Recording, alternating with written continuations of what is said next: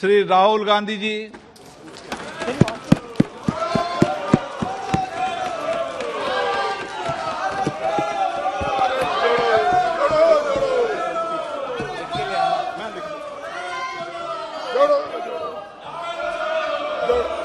Speaker sir, thank you for allowing me to speak on the President's address. It's an honor for me to be able to speak at this house today.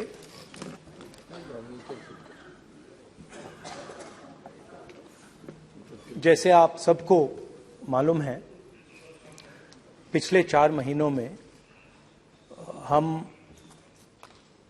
Bharat जोड़ो यात्रा कन्याकुमारी से लेकर कश्मीर तक हम पैदल चले।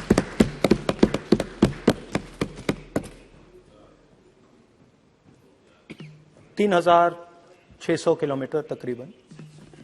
और इस यात्रा पे बहुत कुछ सीखने को मिला।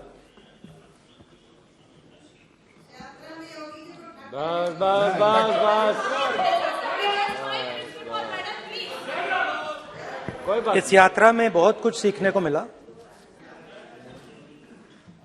और जो जनता की आवाज, हिंदुस्तान की आवाज है, उसको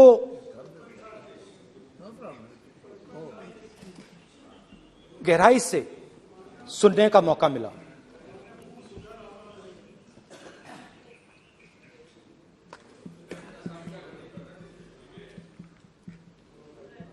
शुरुआत में, यात्रा की शुरुआत में मैंने सोचा था कि 3,500 किलोमीटर चलने हैं और मुश्किल है मगर किया जा सकता है।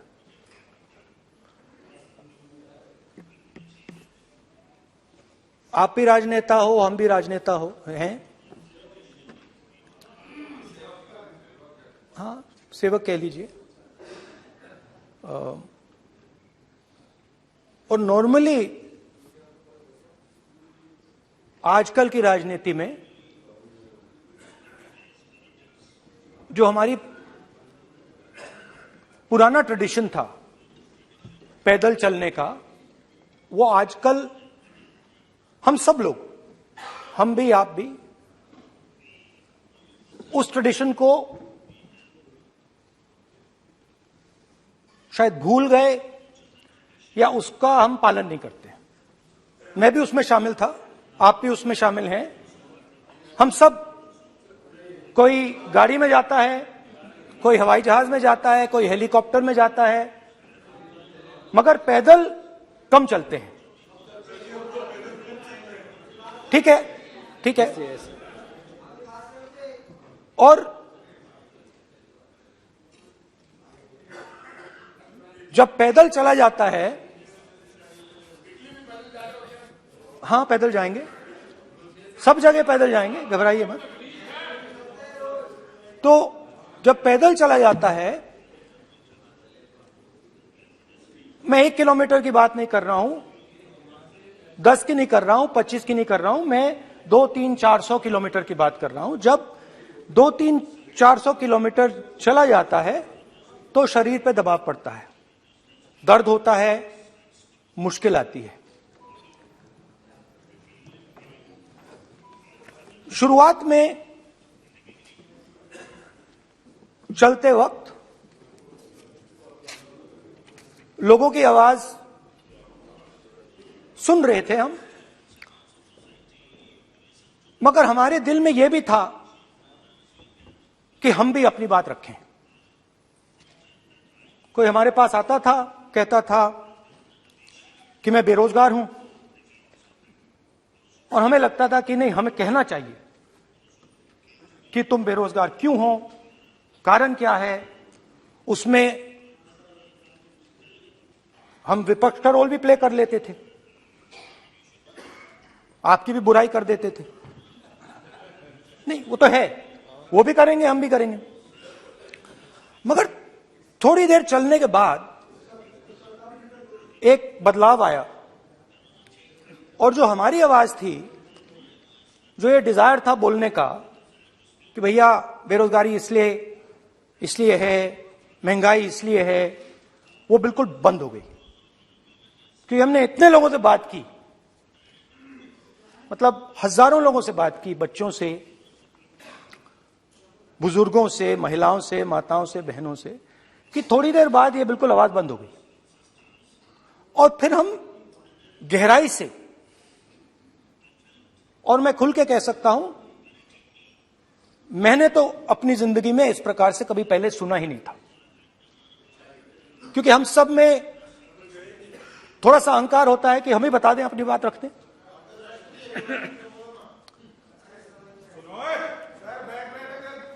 तो आस्ते आस्ते जब हम चले 500-600 किलोमीटर बाद, जनता की आवाज गहराई से सुनाई देने लगी और एक प्रकार से यात्रा, इंडिविजुअल्स नहीं, यात्रा हमसे बोलने लगी। नहीं, गहरी बात है, समझ नहीं आएगा। आप समझने की कोशिश करो। यात्रा हमसे बोलने लगी। 200 किलोमीटर आप चलने की कोशिश करिए, पता चल जाएगा। और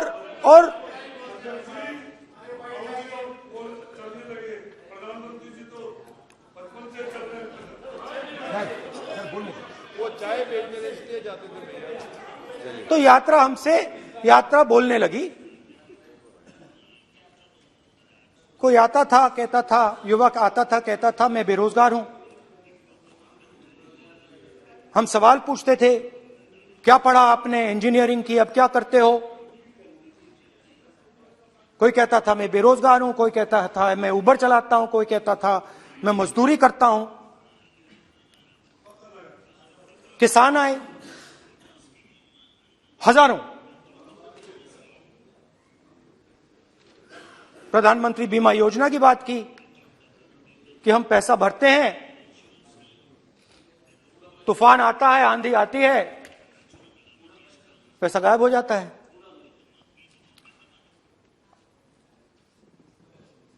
किसानों ने यह भी कहा कि हमारी जमीन छीन ली जाती है, हमें सही रेट नहीं मिलता। जमीन अधिग्रहण बिल जो था वो लागू नहीं होता।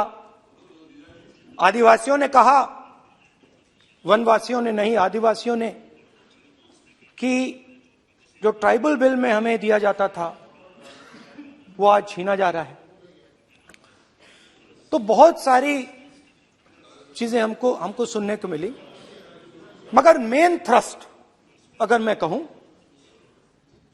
मेन थ्रस्ट बेरोजगारी, महंगाई और किसान। उसमें एमएसपी थी, उसमें बीज की समस्या थी, किसान बिल की समस्या थी। अच्छा, अग्निवीर की भी बात की लोगों ने, दे रहा है। अच्छा, एक और चीज हमें बताई गई, तमिलनाडु से लेकर केरला, महाराष्ट्र, मध्य प्रदेश, सब जगह एक नाम सब जगह हमें सुनने को मिला, अदानी। यह नाम पूरे हिंदुस्तान में, केरल में, तमिलनाडु में, महाराष्ट्र, कर्नाटका, हिमाचल, कश्मीर, सब जगह अदानी अदानी अदानी अदानी अदानी।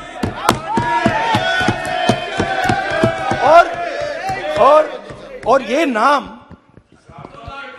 नहीं, और इस नाम के बारे में जब लोग बोलते थे मुझसे, तो 2-3 सवाल पूछते थे। ये पूछते थे कि ये जो अदानी जी हैं, ये किसी भी बिजनेस में घुस जाता है, ये सफलता प्राप्त कर जाता है, ये कभी फेल नहीं होता। और युवाओं ने मुझसे यह सवाल पूछा कि भाई ये हो क्या रहा है, हम भी सीखना चाहते हैं, मोदी जी ने कहा स्टार्टअप करो, हम भी अदानी जी जैसे बनना चाहते हैं। तो भैया किसी भी बिजनेस में घुस जाओ और एकदम सक्सेस हो जाए। यह पहला सवाल था। दूसरा सवाल था कि ये अदानी जी हैं, ये किसी भी बिजनेस में घुस जाते हैं। पहले ये 1-2 बिजनेस करते थे, अब ये 8-10 सेक्टर्स में काम करते हैं। Airports, data centres, cement, solar energy, wind energy, aerospace and defence, consumer finance, renewables, media. तो उन्होंने मुझसे पूछा कि राहुल जी, हाँ वेट करो, हाँ, धन्यवाद। पोर्ट्स की बात भी थी। ये भी सवाल पूछा कि भैया एक बात बताइए, राहुल जी बताइए हमें कि अदानी जी का जो नेटवर्थ है वो 3 साल के अंदर, 2014 से लेकर 2022 तक ये $8 बिलियन से $140 बिलियन कैसे हो गया? कैसे हुआ? मोदी है तो ये 2014 में अगर आप दुनिया की, मुस्कुरा रहे हैं आप, बीजेपी में है ना आप, तो ये लिस्ट आती है, एक लिस्ट आती है दुनिया के सबसे अमीर लोगों की। इस पे ये 609 नंबर पे थे 14 में। 609 पीछे बिल्कुल। पता नहीं जादू हुआ, दूसरे नंबर पे पहुंच गए। मोदी है तो मुमकिन है।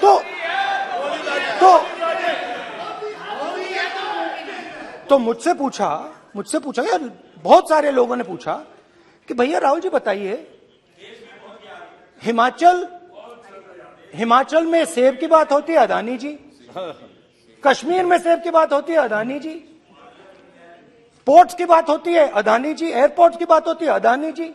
इंफ्रास्ट्रक्चर, अच्छा हम सड़क पे चल रहे हैं, मैं पूछूं किसने बनाई? अदानी जी। तो लोगों ने यह भी पूछा कि राहुल जी ये जो अदानी जी जो हैं,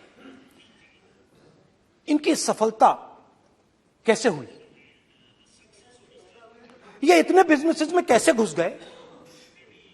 इतनी सफलता कैसे प्राप्त हुई? और सबसे जरूरी सवाल, इनका हिंदुस्तान के प्रधानमंत्री के साथ क्या रिश्ता है और कैसा रिश्ता है?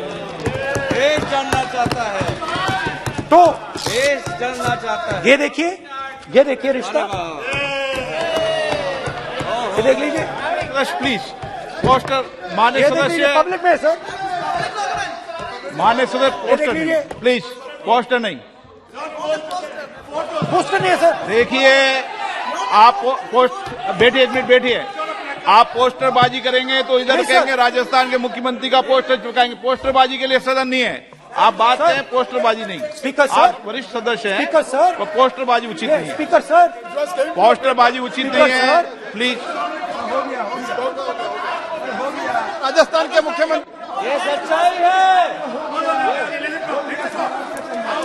This picture was came into the media. चलिए, पोस्टर नहीं, प्लीज। वो लिख के दे दो मुझे। हाँ, आ गया। Just right it neatly. तो नहीं स्पीकर सर, वो फोटो है सर, वो पोस्टर नहीं है।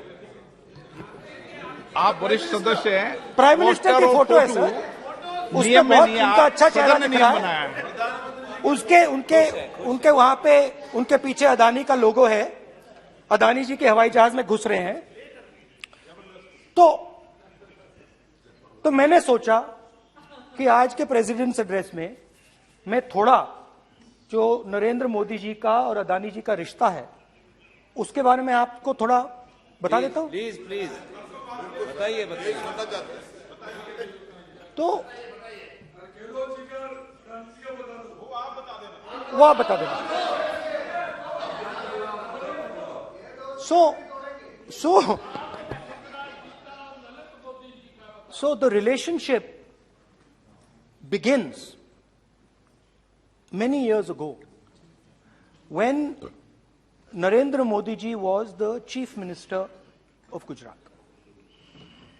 And when most of India's business was asking questions of the Prime Minister, was against the Prime Minister, one man stood shoulder to shoulder with the Prime Minister. He didn't back down. That's commendable. It's not a joke.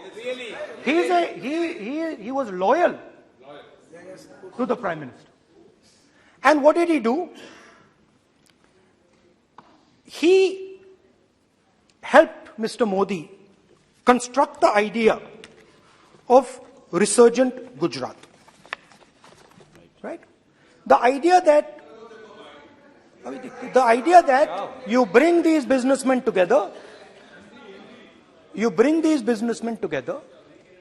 and you call it resurgent Gujarat, vibrant Gujarat, they're both.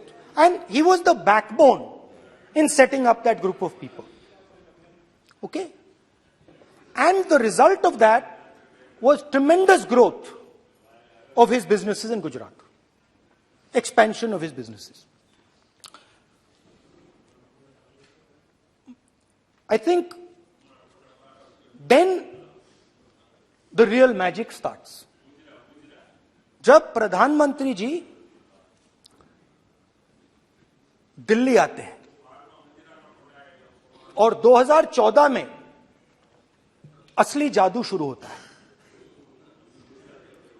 मैंने कहा कि 2014 में वो 609 number पे थे, कुछ ही सालों में वो दूसरे नंबर पे पहुंच गए। कैसे पहुंचे? मैं आपको, बहुत सारी इंडस्ट्रीज में काम करते हैं, मैं आपको 2-3 इंडस्ट्रीज का उदाहरण दे देता हूं। एयरपोर्ट इंडस्ट्री की बात, एयरपोर्ट्स की बात करते हैं।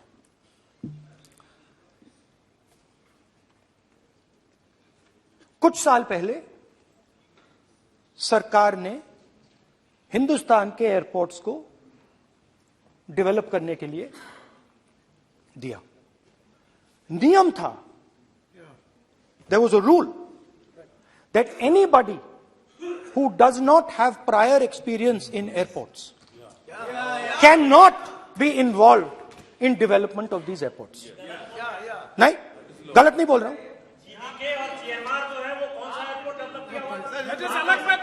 आप बैठ जाइए।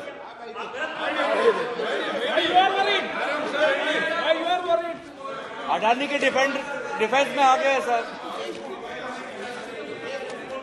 देखिए, अरे माननीय सदस्य प्लीज मेरी बात सुनो। तो एक मिनट मेरी बात सुनो। ये एक मिनट बात सुनेंगे। ये संसद है, अपन किस दिशा पर चर्चा कर रहे हैं ये देश देख रहा है। हमें राष्ट्रपति अभिभाषण पर चर्चा करें तो उचित रहे, बाकी आपकी इच्छा है, स्वतंत्र अभिव्यक्ति है। मेरा मानना ये है तो अपन एक विषय पर ओके, तो आपको तो रूल था, नियम था। हाँ, पॉइंट ऑफ ऑर्डर किस पे है ये? सर कैसे एयरपोर्ट का प्राइवेटाइजेशन तो उनके समय हुआ, ऐसी कोई पार्टी थी जिसका अनुभव था? ये कौन सी बात कर रहे हैं? बोलिए। ओके प्लीज ओके, बोलने दे आपको नेता को, तो बोलने दे आपको नेता को। रूल था, प्लीज बोलने दे। रूल था कि अगर कोई एयरपोर्ट बिजनेस में नहीं था तो वो इन एयरपोर्ट्स को ले नहीं सकता था। इस रूल को हिंदुस्तान की सरकार ने बदला। किसी ने भी बनाया हो रूल था, किसी ने भी बनाया हो रूल था। रूल बनाया किसने बात नहीं है, रूल बदला किसने बात है। रूल बदला गया,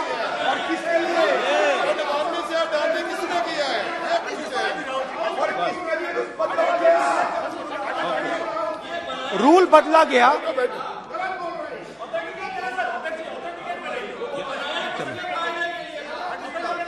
Parliamentary Affairs चलता रहेगा क्या sir? Parliamentary Affairs Minister is in the rule को बदला गया। सर बोलने दीजिए।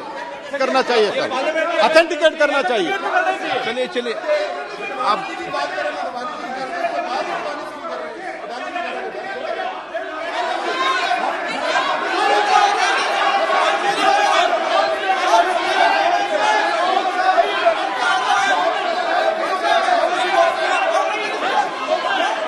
रूल बदला गया सर, स्पीकर सर।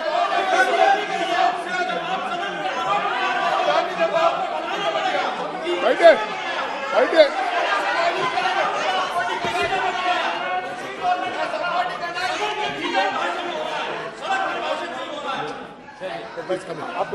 तो ये रूल बदला गया। उस समय मीडिया में इसके बारे में चर्चा हुई थी। रूल बदला गया और अदानी जी को 6 एयरपोर्ट्स दिए गए। उसके बाद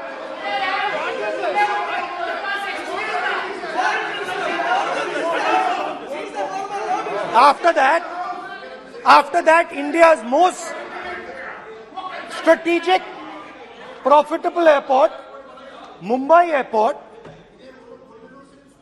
was taken away by GVK, hijacked by using the agencies.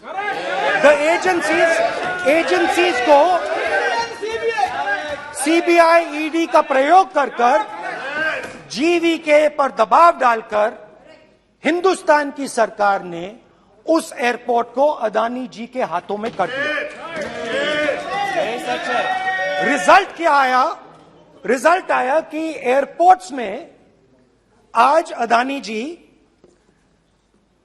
24% Hindustan की एयर ट्रैफिक को अपने एयरपोर्ट से निकालते हैं और 31% एयर फ्रेट उनके एयरपोर्ट्स में से निकलता है।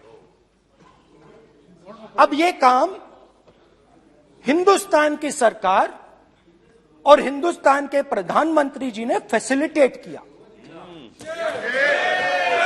तो बताइए, बोलिए विधि मंत्री। और ये जो सर ये हाउस में सर ये बोल रहे हैं, तुम तो ज्ञान बांट रहे हो, बैठ जाओ। सर ये यहाँ बहुत गंभीर मिनिस्टर हैं ये देश ये राष्ट्रपति का उद्बोधन को लेकर एक गंभीर चर्चा हो रही है।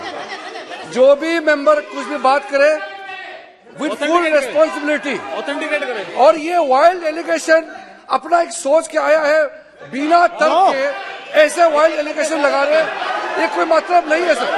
ये ऐसे नहीं बोल सकते और वो सर तर्क रखना पड़ेगा।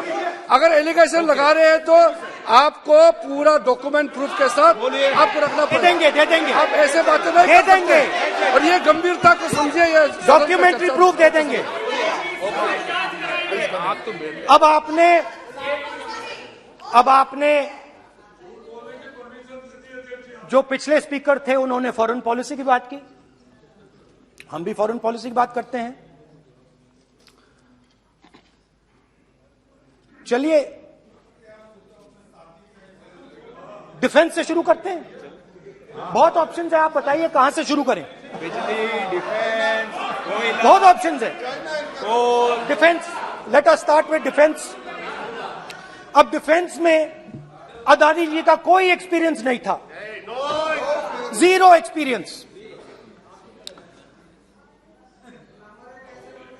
कल मैंने प्रधानमंत्री को HAL में देखा। प्रधानमंत्री जी ने कहा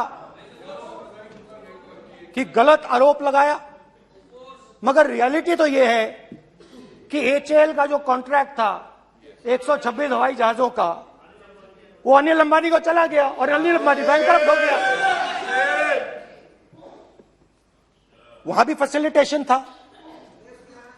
अब देखिए, और ये जो फ्यूचर एंटरप्रेन्योर्स हैं, जो बिजनेस स्कूल हैं, हार्वर्ड यूनिवर्सिटी जैसे स्कूल हैं, इनको इसकी केस स्टडी बनानी चाहिए, शायद बने। How to use government power to build individual businesses, case study. तो अब देखिए, अदानी जी की डिफेंस में इंटरेस्ट देखिए।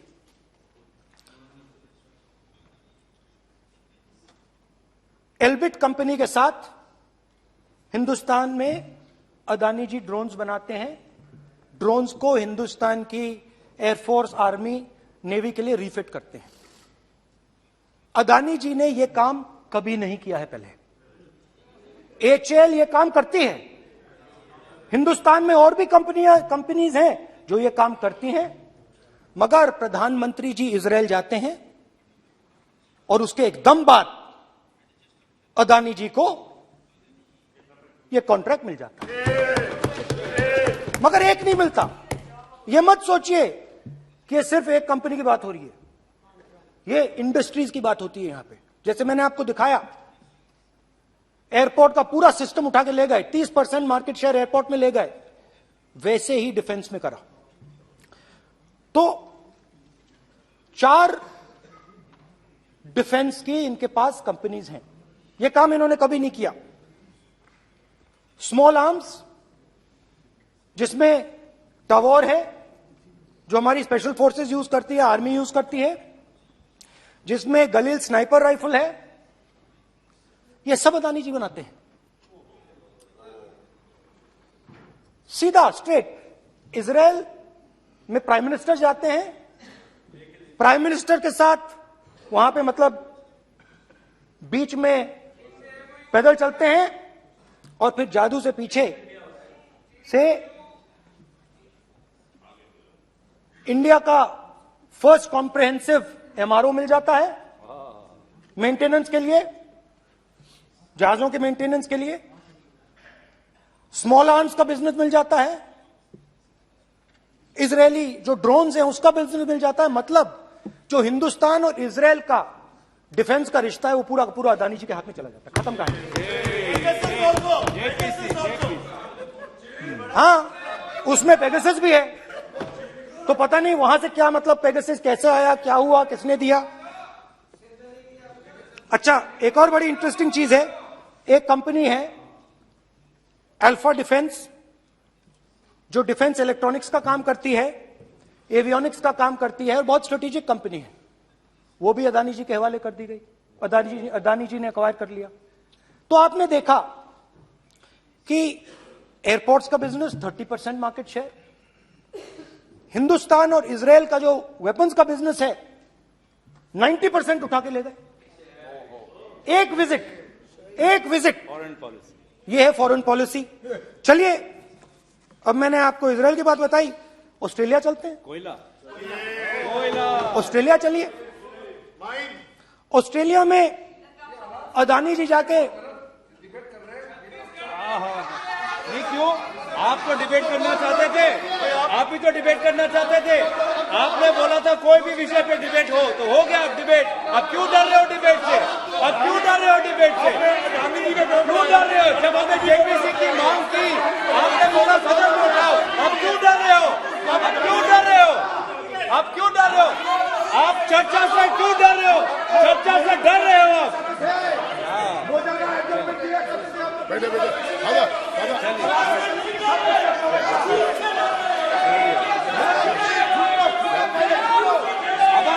अब सुनना पड़ेगा, अब सुनना पड़ेगा,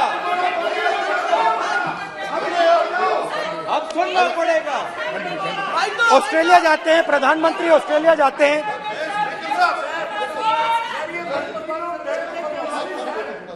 प्रधानमंत्री ऑस्ट्रेलिया जाते हैं।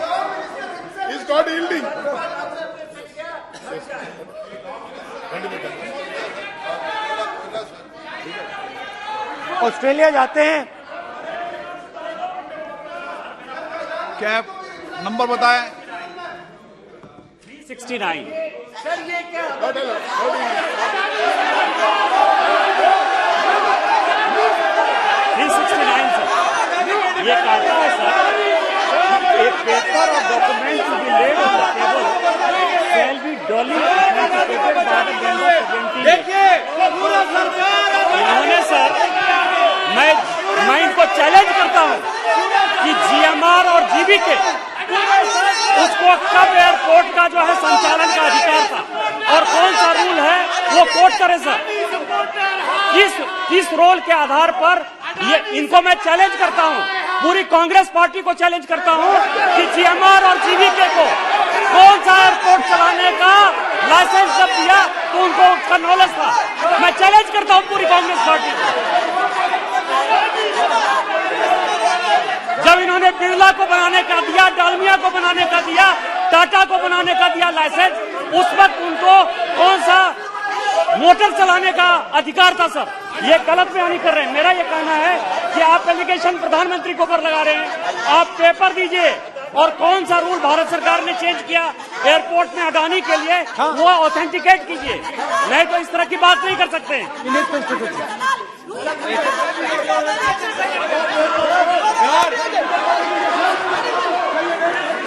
करना पड़ेगा, ऑथेंटिकेट करना पड़ेगा। राहुल गांधी जी आपको ऑथेंटिकेट करना पड़ेगा।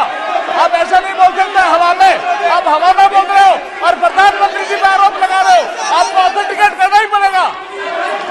आप ऐसे ही बोल रहे हो कि जीएमआर का जीवीके के समय रूल था, कहा था रूल, कोई रूल नहीं था। आपको यू हैव टू ऑथेंटिकेट और ऑथेंटिकेट करके ही रखना पड़ेगा आपको। पहले रखिए और उसके बाद आगे बात करने देंगे, नहीं तो माफी मांगिए देश से। आप प्रधानमंत्री जी पर आरोप लगा रहे हैं, सर बोलने दीजिए।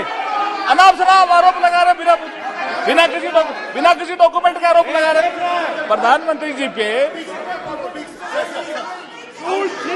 रूल 353 सर, रूल 353 किया है sir, no allegation of defamatory और incriminatory nature shall be made unless you have given notice. छोड़िए, वो तो प्रधानमंत्री के खिलाफ एलिगेशन लगा रहे हैं बिना नोटिस दिए, बिना कोई डॉक्यूमेंट दिए। सर ये रिकॉर्ड पर नहीं जाना चाहिए सर, ये बिल्कुल रूल का उल्लंघन है। और क्या क्या बातें वो कह रहे हैं सर, मैं उसको रिपीट नहीं करना। Reckless allegation, baseless allegation, in violation of rules, sir ये स्वीकार नहीं होना चाहिए। ओके सर, लेट अस एक सब बैठिए, ऑस्ट्रेलिया पीएम जाते प्लीज हैं। बैठिए, आप प्लीज बैठिए, वरिष्ठ वकील साहब बैठिए। ऑस्ट्रेलिया जाते हैं। एक मिनट राहुल जी, एक मिनट। नियम 369 भी मैंने देखा है, 333 भी देखा है। मेरा आग्रह है, सदन भारत की संसद है, हम एक ही विषय पर सारी राष्ट्रपति की चर्चा लगाइए, उचित है क्या? फिर आपको बोलना बोले नहीं स्पीकर, गलत तरीका है। राहुल गांधी जी आप बोल रहे हैं, गलत तरीका है। क्या देश को संदेश देना चाहते हैं आप? क्या संदेश देना चाहते हैं देश को? चलिए राहुल गांधी जी। ऑस्ट्रेलिया में प्रधानमंत्री जाते हैं। आप बोलिए सर, स्पीकर सर, प्रधानमंत्री जी ऑस्ट्रेलिया जाते हैं और जादू से State Bank of India $1 billion loan Adani ji को ऑफर कर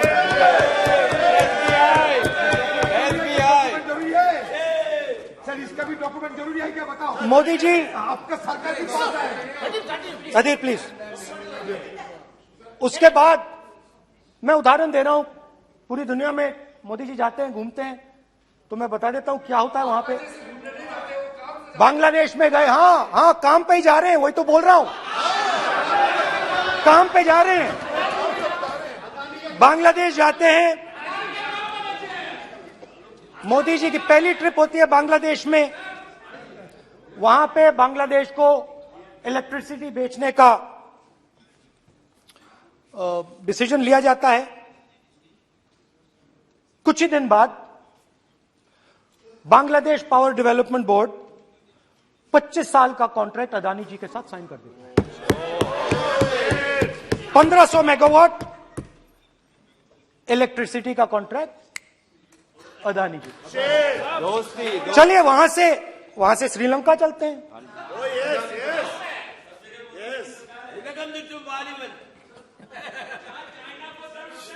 जून 2022 में Chairman of Sri Lanka's Ceylon Electricity Board, MMC Fernando, informed a parliamentary committee in Sri Lanka in open hearing that he was told by President Rajapaksa that PM Modi pressured him to give the wind power project directly to Mr. Adani.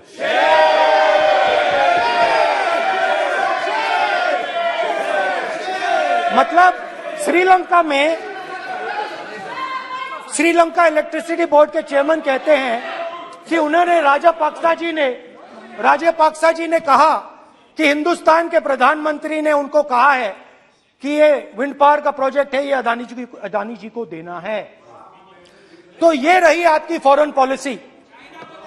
ये हिंदुस्तान की foreign policy नहीं है, ये अदानी जी की foreign policy है, उनके businesses बनाने की फॉरेन पॉलिसी है। अब यात्रा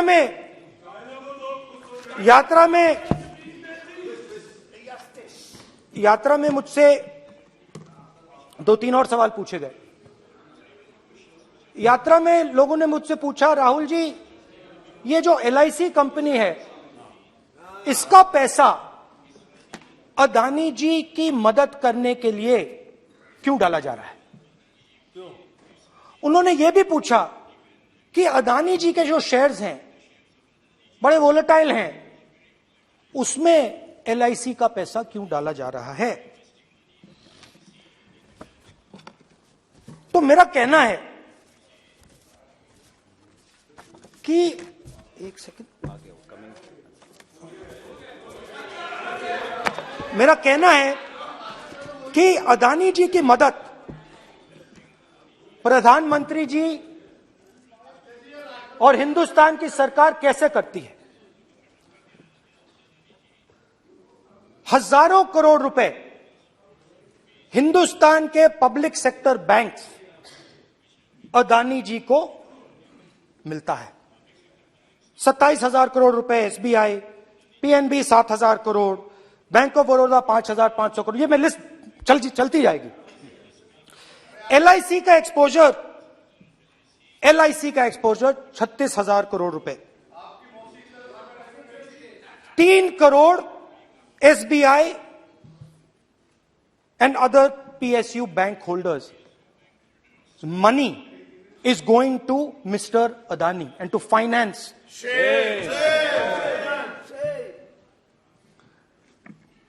Now, of course, there is another question. तो मदद कैसे हो रही है? हिंदुस्तान के पब्लिक सेक्टर बैंक्स का पैसा, LIC का पैसा नरेंद्र मोदी जी, अदानी जी को दिया जा रहा है। अगर कोई सामने खड़ा हो जाता है, जैसे जीवी के लोग खड़े हुए, ED, CBI एजेंसीज आ जाती हैं, उनको परे कर देती हैं। तेलंगाना में भी एक पोर्ट का उदाहरण था, आंध्रा, सॉरी। मगर मेन सवाल और सबसे इंटरेस्टिंग सवाल दूसरा है। कुछ दिन पहले ये हिंडनबर्ग रिपोर्ट आई, उसमें लिखा था कि अदानी जी की हिंदुस्तान के बाहर शेल कंपनीज हैं। ये जो शेल कंपनीज हैं, सबसे पहला सवाल है, ये हैं किसकी? ये किसकी है मॉरिशस में जो शेल कंपनीज हैं? और ये जो हजारों करोड़ रुपया ये शेल कंपनीज हिंदुस्तान में भेज रही हैं, ये किसका पैसा है? और क्या ये काम अदानी जी फ्री में कर रहे हैं? अब मैं ये सवाल क्यों पूछ रहा हूं? क्योंकि अदानी जी स्ट्रेटेजिक बिजनेसेस में काम करते हैं। अदानी जी हिंदुस्तान के पोर्ट्स को डोमिनेट करते हैं, अदानी जी हिंदुस्तान के एयरपोर्ट्स को डोमिनेट करते हैं, और जैसे मैंने कहा, अदानी जी हिंदुस्तान की डिफेंस इंडस्ट्री में बहुत जरूरी रोल प्ले करते हैं। तो मेरा पहला एक छोटा सा सवाल है कि जो शेल कंपनीज हैं, इनके बारे में हिंदुस्तान की सरकार ने कोई सवाल नहीं उठाए? ये कौन लोग हैं, ये किनकी कंपनीज हैं? ये स्ट्रेटेजिक मामला है, पोर्ट्स का मामला है, एयरपोर्ट्स का मामला है, डिफेंस का मामला है, और जो कंपनी इन स्ट्रेटेजिक एरियाज में काम कर रही है उनके बारे में आपको मालूम ही नहीं। ये नेशनल सिक्योरिटी का मुद्दा है, आपको मालूम ही नहीं कि ये शेल कंपनीज किसकी हैं। कितना पैसा आ रहा है, किसका पैसा आ रहा है? तो एक बहुत बड़ा सवाल है, ये पैसा किसका है, ये शेल कंपनीज किसकी हैं, और ये हिंदुस्तान की सरकार की जिम्मेदारी है ये पता लगाना ये किसकी शेल कंपनीज हैं और ये किसका पैसा अंदर आ रहा है। JPC, we want JPC, we want JPC.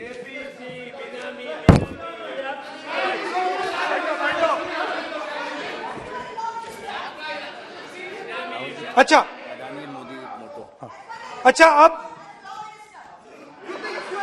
अब चलिए छोटा सा बजट के बारे में बता देता हूं।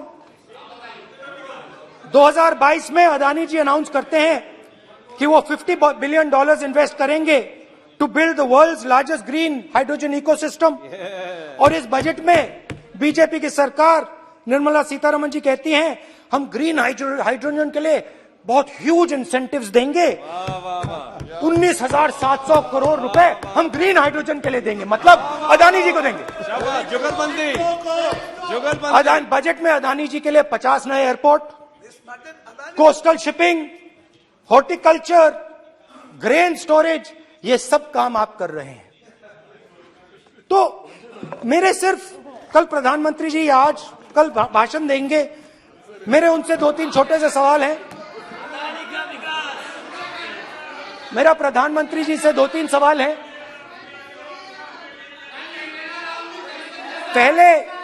पहले अदानी जी के हवाई जहाज में मोदी जी जाते थे, अब मोदी जी के हवाई जहाज में अदानी जी जाते हैं। पहले लोकल मामला था, फिर नेशनल मामला हो गया, उसके बाद इंटरनेशनल मामला हो गया। अदानी जी के लिए बोरिस जॉनसन का बेटा काम करता है, आपको पता नहीं मालूम है या नहीं मालूम? भाई सॉरी, नहीं बेटा भी, भाई काम करता है। तो ये मामला पहले गुजरात का मामला था, फिर ये हिंदुस्तान का मामला हुआ, अब ये इंटरनेशनल मामला हो गया है। तो मेरा सवाल प्रधानमंत्री जी से, और सिंपल सवाल है, प्रधानमंत्री जी आपकी फॉरेन ट्रिप्स पे अदानी जी और आप कितनी बार एक साथ गए? Adani ji, how many times did you travel together with Adani ji? How many times did Adani ji join you later on a visit? How many times did Adani ji travel to a country immediately after you did? Good question. And in how many of these countries after you visited did Adani ji get a contract? Good question. Also an important question, जरूरी सवाल, अदानी जी ने BJP को पिछले 20 साल में कितने पैसे दिए हैं?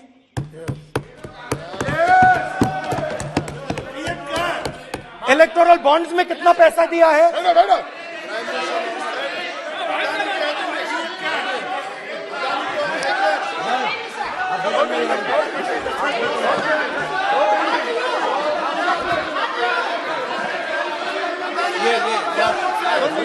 And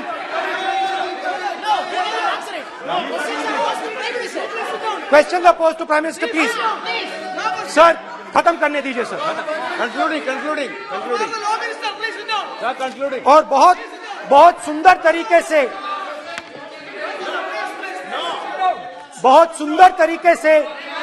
वो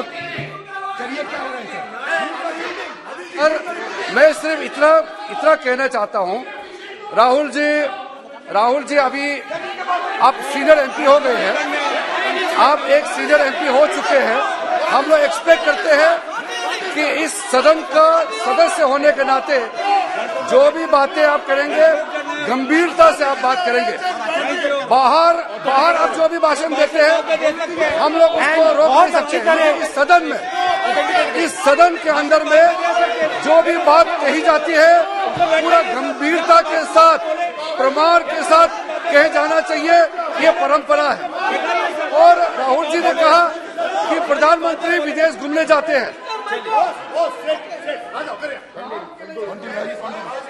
तो मैंने आज वो जो युवाओं ने मुझसे सवाल पूछा था कि अदानी जी की इतनी बिजनेस एक्यूमेंट कहां से आई, इतने अलग अलग सेक्टर्स में अदानी जी ने कैसे सक्सेस प्राप्त की, अदानी जी के बारे में पूरी दुनिया को स्टडी करनी चाहिए, हार्वर्ड यूनिवर्सिटी को स्टडी करनी चाहिए कि पॉलिटिक्स के बीच में और बिजनेस के बीच में कैसा रिश्ता होता है।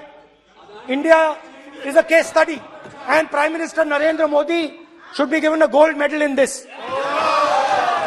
नाउ बहुत अच्छी तरह बीजेपी के जो पिछले स्पीकर थे उन्होंने मेरे भाषण को इंकैप्सुलेट किया मेरे लिए बहुत अच्छी तरह। आपने जो मैं सोच रहा था आपने उससे और भी अच्छी तरीके से बोल दिया। Coming together is a beginning, keeping together is progress, working together is success. Adani ji and Narendra Modi ji, thank you.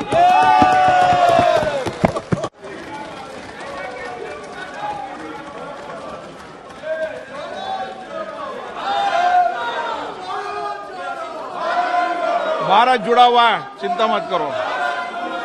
Shrimati Kanimozhi, माननीय सदस्य मैं आग्रह कर सकता हूं, सदन आपका है। कोई अपनी यात्रा पर चर्चा करता है, कोई करता है, अच्छी हो राष्ट्रपति अभिभाषण पर चर्चा करो आप, तो ठीक लगेगा।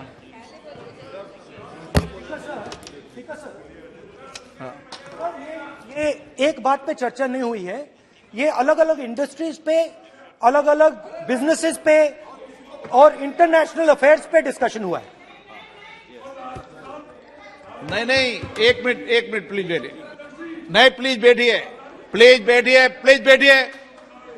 पर अपन को सदन के बाहर ये भी टिप्पणी नहीं करना चाहिए कि अध्यक्ष महोदय माइक बंद कर देते हैं या हमें नहीं दिखाते, ये भी टिप्पणी करना उचित नहीं है, क्योंकि सर अध्यक्ष जी बट रियलिटी है, आप माइक बंद कर देते हैं। आप एक मिनट प्लीज बैठे, प्लीज आप बैठिए, मैं बैठा हूं ना, प्लीज बैठिए। नहीं, मेरा है कहना, आप पूरे समय बोले, आज नहीं, आपका आप बोल लें फिर।